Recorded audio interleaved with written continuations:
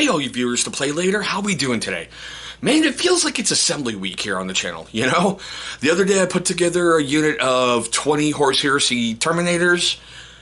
I've been working on my Space Wolf Force. I've got a Leviathan Siege Dreadnought to get together, and my very first flyer is fully assembled. It literally just got done 5 minutes ago. But today we're going to take a look at the Space Marine Stormhawk Interceptor. I have never had a flyer in my force, okay? I never have. Back when I started playing, I think the only flyers in the game were like the really rare and really expensive and really pain in the ass to put together Thunderhawk gunship. Never ever got one because I couldn't justify dropping the money on it. Of course, I really would have loved to have had that collectible, but that's hindsight. This is just awesome all the way around. There is multiple ways to put it together, and I'll admit, I went with the closed cockpit. I really... That's a lot of extra painting on the internal detail, and I don't trust my freehand work on that clear plastic. That's just me. So I went with that route. Now, let's get all that fun stuff out of the way really, really quickly. I already have this one kind of queued up, so forgive me for a moment. Yeah, you think it'd be a little easier, right? No. It's Chris. Okay, currently on Amazon, as of Monday, September 12th, 2022. This is currently $51 on Amazon, and it is Prime eligible. Don't worry, I'm going to leave a link right down below if you want to add one to your force. Now, like everything else with Games Workshop, they come with sprues. And there's a lot of extras on this one. That one pretty much got used up.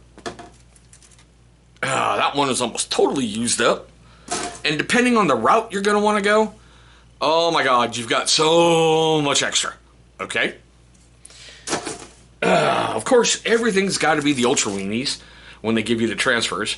Hey, Games Workshop, seriously, people do play other freaking chapters. We really do. It may be hard to process, seeing how the Ultramarines are the freaking poster boys. But, go look in your codex. Space Wolves were founded before the Ultramarines. Just saying. Dark Angels were founded before the Ultramarines. Just saying. Now that I got that out of my way. Okay. Does come with a pretty big instruction book, okay? The other thing I really, really love on the back is if you don't have your codex, they give you all the stats you're going to need. Whew. Now, I got to tell you honestly, pay attention to the color guides. There are multiple ways to put this thing together. I went with the basic model. That guy right there. I did because I like the look of it. There's just something about that ultra quick, fighter squadron running in when, you got your guy on the box calling out Broken Arrow. Those of you military, you know what I'm talking about. But they've got different ways you can do it, like with the movable jets. And I'll be honest, I didn't want to go down that route. First one I ever did, I just wanted to do a basic one and have it stock and keep it moving forward. Anything you see in there that's yellow, that's where you're going to have to glue, okay? So it's only four, one, two, three, like 4 pages long, 8 little steps. It's just gluing things in the right places. Okay, I know you're like, all right, guy, we've been wanting. But man, there she is. It went together seriously with no issues. The only issue I had in this, and I'm going to address it in a future video, it's the first time I've ever used Gorilla Glue Super Glue. Not the gel, but the super glue. I am solidly a gel man for miniature work from this point forward. I really, really, truly am. I like the fact the mold lines were easy to clean up. Everything went together with hardly an issue, and yeah, that's for the flying base. I'll get there in a moment. A couple little quick test fittings, and I was like, all right, this is cool. It went together, no problem.